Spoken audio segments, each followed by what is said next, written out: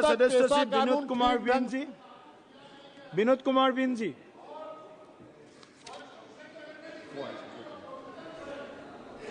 धन्यवाद। शुरू जाओ।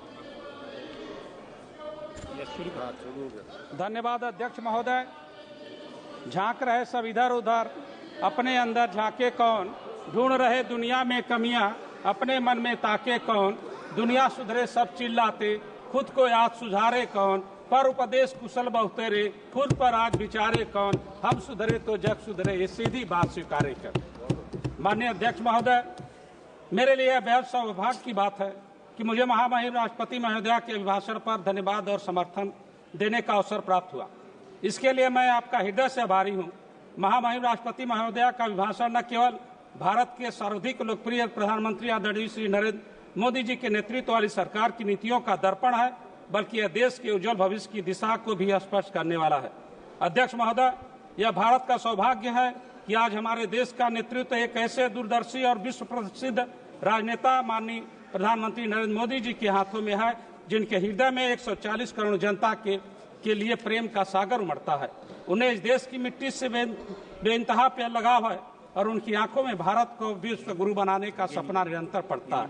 जुबा खोले तो क्या बोले, अनुमान रहे तो अच्छा है, अपने अपने कर्तव्यों का एहसास रहे तो अच्छा है, दुनिया में घुलना मिलना ठीक मगर अपनों से अपनों की पहचान रहे तो अच्छा है।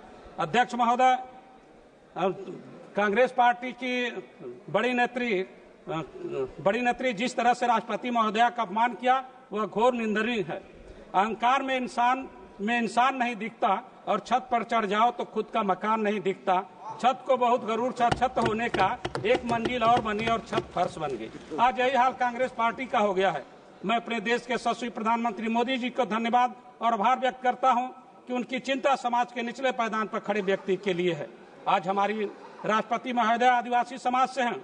मैं भी अति पिछड़े गरीब परिवार बिंद जाति से आता हूं। अध्यक्ष महोदय, आपके माध्यम से कांग्रेस पार्टी से जानना चाहता हूं कि आजादी के 77 साल हो गए, क्या कांग्रेस पार्टी किसी बिंद टाइटल लिखने वाले को राज्यसभा लोकसभा भेजा क्या? किसी आदिवासी को देश के सर्वोच्च पदों पर बैठाने का काम किया क्या? तो जवाब मिलेगा नहीं। अगर किसी ने काम किया तो देश के यशस्वी प्रधानमंत्री आदरणीय नरेंद्र मोदी जी ने। मैं उनको धन्यवाद देता हूं और उनकी दूरदर्शी सोच को सलाम करता हूं।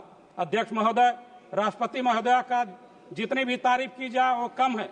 उन्होंने अपना अभिभाषण हमारी मातृभाषा में दिया, हम भारतीयवासियों का सीना गौरव से चौड़ा हो जाता है।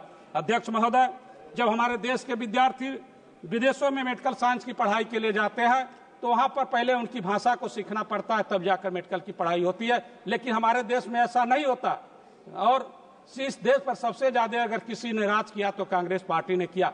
हम लोगों के समय जो था 2 भाषाओं में केवल मेडिकल के प्रवेश परीक्षाओं का एग्जाम होता था, लेकिन हम अपने देश के यशस्वी प्रधानमंत्री मोदी जी को धन्यवाद दूंगा जिन्होंने देश के लगभग सभी प्रदेशों की भाषाओं में मेडिकल साइंस का एग्जाम कराने का काम किया।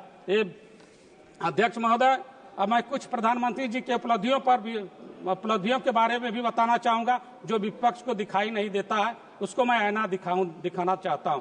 कहा गया कि यथा दृष्टि तथा सृष्टि, जैसे जिसकी सोच होती है वैसे ही दिखाई देता है। चाहे प्रधानमंत्री जी जितना अच्छा काम कर ले, विपक्ष को दिखाई नहीं देता है।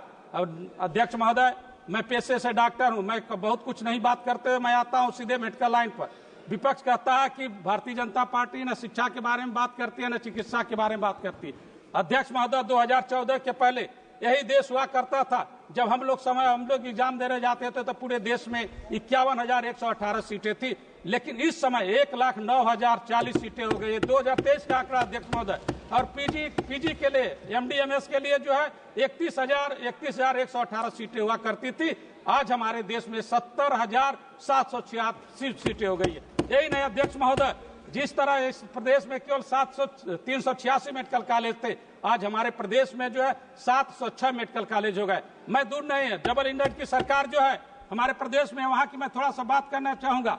हम लोग जिस समय मेडिकल कॉलेज में गए थे उस समय पूरे प्रदेश में 8 मेडिकल कॉलेज थे, 650 सीटें थी। लेकिन आज हमारे देश के यशस्वी प्रधानमंत्री और प्रदेश के मुख्यमंत्री योगी आदित्यनाथ के देख रेख में प्रदेश में जो है 65 मेडिकल कॉलेज हो गए हैं और जो है 68,000 सीटें हो गई हैं। अध्यक्ष महोदय, मैं अभी डॉक्टर प्रशांत कह रहे थे कि आयुष्मान भारत की हालत खराब है। मैं उनको बता देना चाहता हूं कि मैं पेशे से ऑर्थोपेडिक सर्जन हूं। जब भारत हमारे देश के यशस्वी प्रधानमंत्री मोदी जी ने जब आयुष्मान भारत लागू किया, प्लीज जब समाप्त कीजिए विनोद जी। 5 लाख समाप्त कीजिए प्लीज।